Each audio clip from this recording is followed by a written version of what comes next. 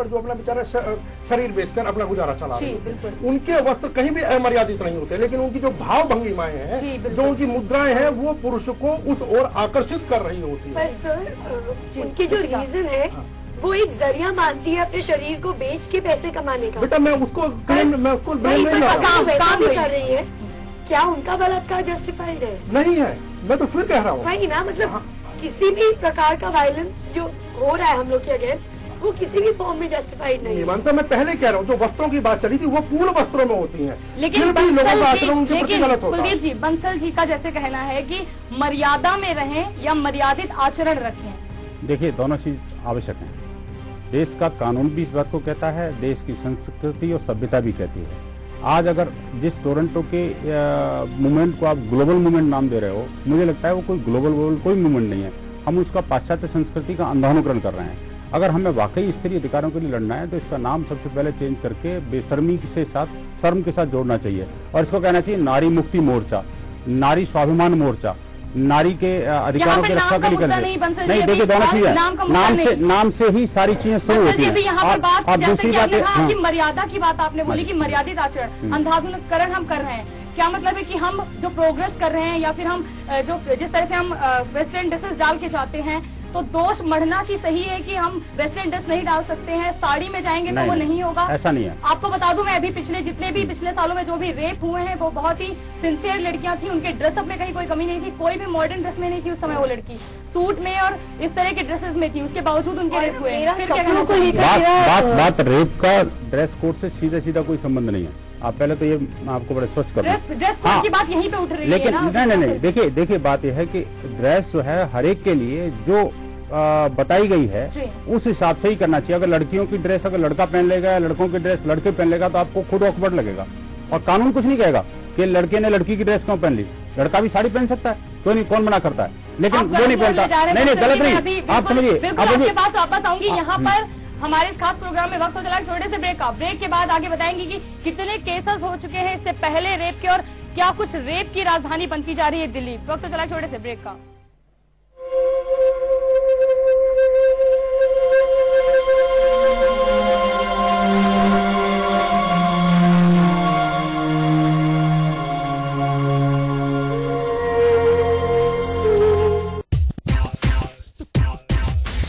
एक लाइफ है, इसे यूं न गवाओ, जिंदगी के गाड़ी को जोश से चलाओ, जी भर के झीलो बस दिन दो चार, बाकी सब छोड़ो, थोड़ा जोश दिखाओ यार। हर बात जोश से कहो। Take Chand Man College of Engineering, providing highest academic standards. Classroom, a state-of-art infrastructure. Laboratory, fully experimental and theoretical. Computer labs, fully equipped with latest IT infrastructure. Library, meticulously selected collection of textbooks. Sports and auditorium, fully equipped. Take Chand Man College of Engineering, approved by AICTE, Ministry of HRD, Government of India, affiliated to MDU Rohtak and D-Crust, Murthal, Sonipat, Haryana.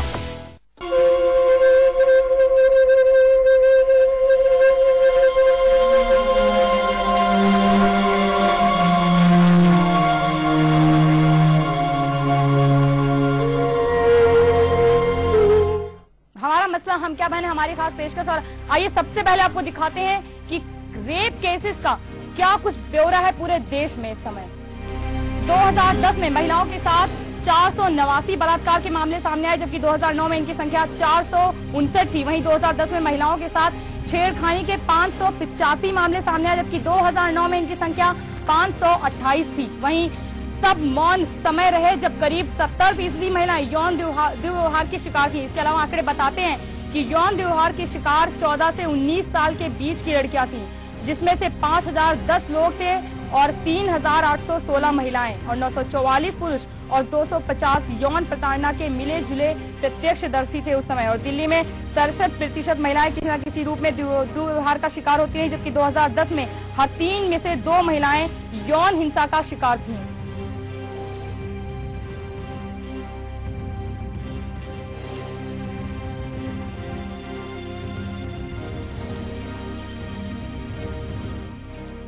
तो देखा आपने, ये कुछ crime का graph था। Bansal ji, crime का graph देखा आपने रेप का, जैसे कि आपने अभी बात की, यानी कि हम ड्रेस कोड को किस तरह से हावी करें। आप हमें एक परिभाषा बता दीजिए कि क्या महिला की प्रॉपर ड्रेसअप होनी चाहिए जो उस समय कुछ भी क्राइम नहीं हो सकता, या फिर कोई भी ऐसे अमर्यादित आचरण नहीं होगा उसके साथ रोड पर चलते समय। नहीं, देखिए, ड्रेस कोड अपने आप में कोई अकेला मापदंड नहीं है। नहीं, आपकी बात के, आपके कथानक के हिसाब से बंसल जी, कि एक मर्यादित वेशभूषा क्या होनी चाहिए कि तब कोई भी छीटाकशी या टिप्पणी उसके ऊपर कोई नहीं करेगा। नहीं, ऐसा देखिए, छीटाकशी टिप्पणी के तो बहुत सारे कारण होते हैं, और मर्यादा की कोई डेफिनेशन, ऐसा कुछ स्टैंडर्ड लाइन नहीं बनाई जा सकती कि ये पहनेगा तो ये होगा और ये नहीं पहनेगा तो ये होगा। लेकिन प्रश्न ये, जो भारतीय परिवेश में आवश्यक है और भारतीय परिवेश के हिसाब से सूट करता है। आज ये बहन जी जिस टोरंटो स्लट वॉक की बात कर रहे हैं, उसमें जो ड्रेस की हुई महिलाएं प्रदर्शन कर रही थी, उस देश में बहन जी क्यों नहीं आई? क्यों?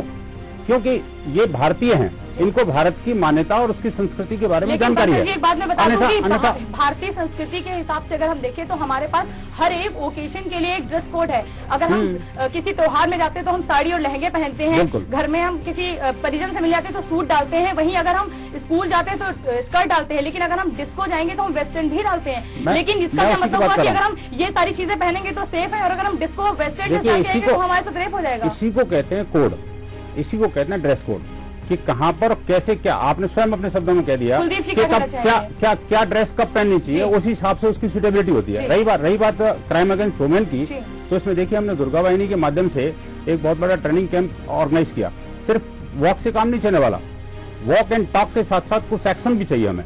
वो एक्शन क्या? महिलाओं को स्वावलंबी बनाना पड़ेगा, उनको आत्मनिर्भर बनाना पड़ेगा, उसके अंदर कॉन्फिडेंस डेवलप करना पड़ेगा, उसको जूडो कराटे की ट्रेनिंग देनी पड़ेगी, और उसको क्राइम अगेंस्ट वुमेन के बारे में पूरा एक चैप्टर उनके एजुकेशन में होना चाहिए, और उनको भारतीय परिवेश और उसके मानदंडों के साथ उसको एजुकेट करना पड़ेगा। ड्रेस कोड के बारे में जो आपने बोला, मेरे हिसाब से कम 90% महिलाएं ड्रेस कोड फॉलो करती है। हम किसी लोग को सड़क पे देखते हैं जो डिस्को के कपड़े पहनकर या छोटे कपड़े पहनकर घूमते हैं, पर तभी जो क्राइम एक्सेप्शन अलग चीज है, एक्सेप्शन अलग चीज है, बिल्कुल। क्राइम पे भी नहीं रुक रहे हैं उस क्राइम के लिए। नहीं, क्राइम देखिए, क्राइम उससे रुक रहे हैं। आपने बोला टोरंटो, मुझे वो कपड़े, उन कपड़ों तक पहुंचने की जरूरत ही नहीं, मैं इन कपड़ों में भी जाती तब भी लोग घूमते हैं। बस जी, कोई एक ऐसा गाँव बता दीजिए जहाँ पर साड़ी में औरतें घूमती हैं, लेकिन ऐसा नहीं है कि वहाँ कपड़े नहीं होते, वहाँ पर सारे मर्यादा में रहते हैं, बावजूद इसके गाँव में भी रेप की संख्या बढ़ी है।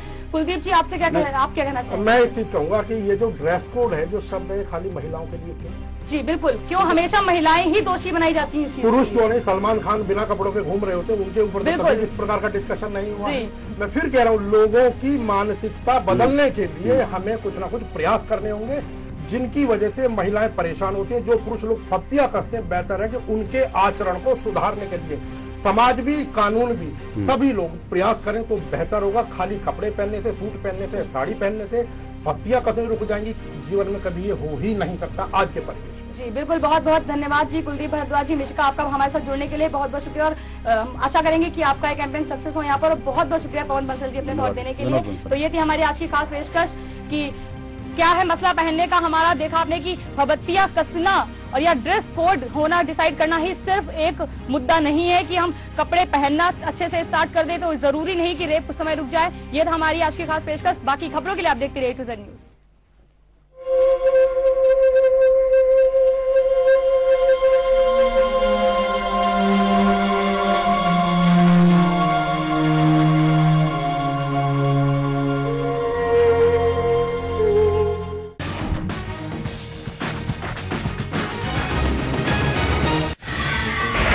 मेट्रो में महफूज नहीं है जनता, हथियार ले जाना हुआ आसान, गांव पर लगी यात्रियों की जान, कभी भी हो सकता है हादसा।